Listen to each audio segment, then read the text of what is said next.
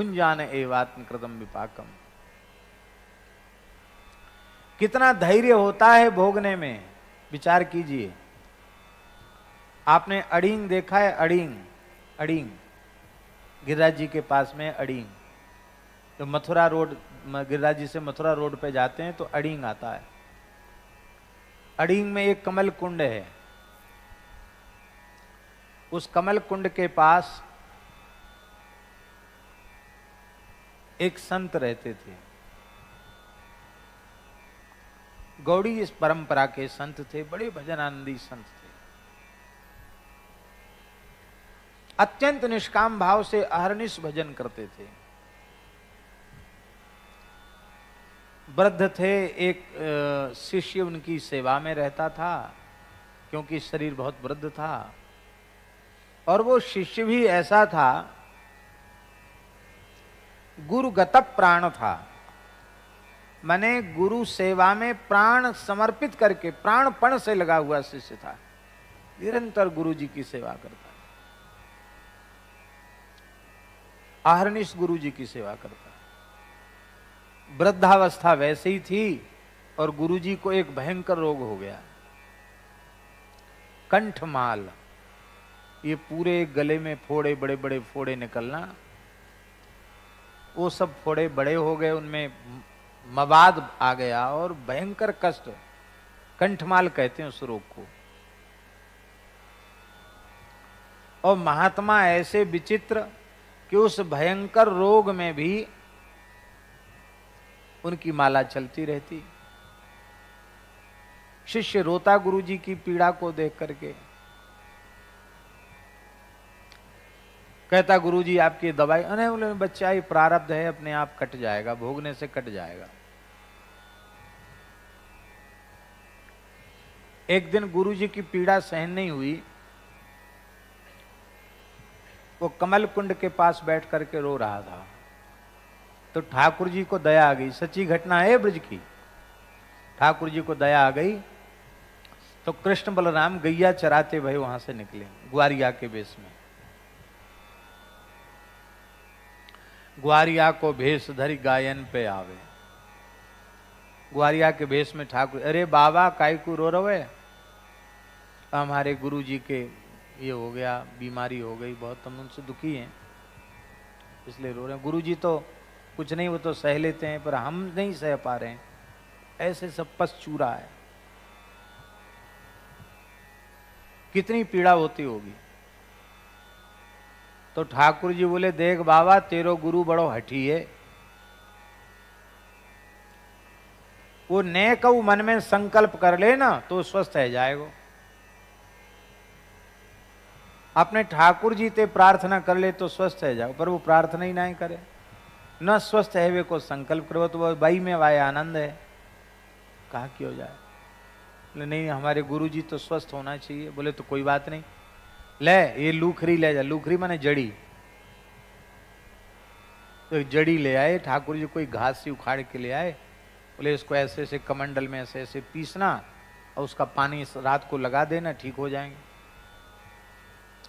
गुरुजी रात को लेटे, घाव सफा किए, कपड़े से पोछे। अब पोछ करके जैसी वो औषधि लगाई, सवेरे जब उठे गुरुजी तो पीड़ा कष्ट तो नहीं ही था, वो घाव के चिन्ह तक नहीं थे, एकदम ठीक। तो प्रसन्नता होनी चाहिए कि नहीं? असाध्य रोग ठीक हो गया चमत्कार के रूप से, इस बात से प्रसन्नता होनी चाहिए थी। पर गुरुजी बड़े नाराज। बोले क्यों रे? ठाकुर जी ने हमको माला पहनने के लिए दी थी, तो मेरी माला कहां गई? कौन सी माला? बोले भाई कंठमाल बीमारी कहां चली गई?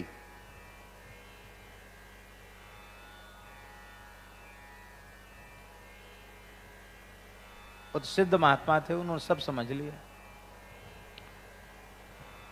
अरे हमारे शरीर का प्रारब्ध हमको भोगने देते, तुम क्यों परेशान हुए?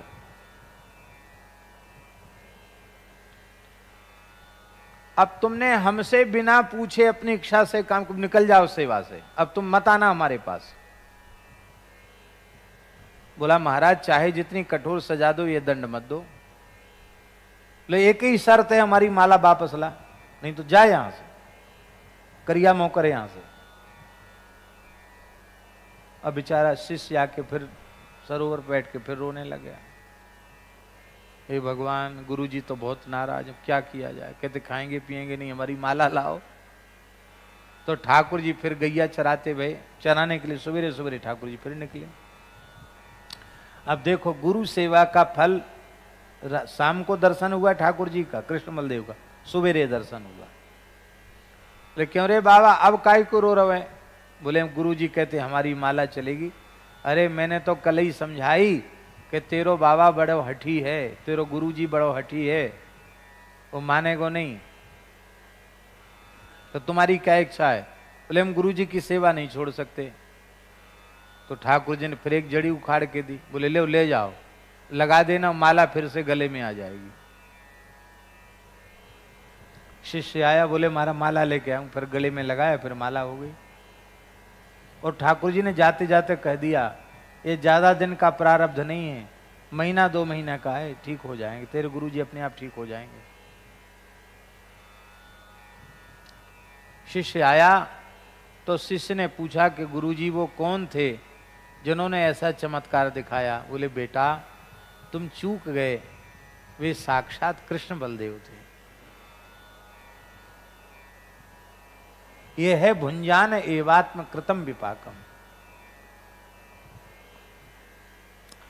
हम लोग भक्त नहीं है भगवान के, इसलिए बार बार प्रार्थना करते हैं कि हमारी बीमारी चली जाए, हमारा रोग चला जाए। क्यों चला जाए रोग, क्यों चली जाए बीमारी? रही आवे, ठीक है, औषधि करना वो भी भगवान की बनाई हुई एक मर्यादा, औषधि कर लो, पर वो भोगने में ही लाभ है। वो प्रारब्ध भोग शेष रह जाएगा तो उस प्रारब्ध को भोगने के लिए इस दुखमय संसार में पुनः आना पड़ेगा। इसलिए सर्वोत्तम पक्ष ये है कि वो भोग शरीर से ही नष्ट हो जाए।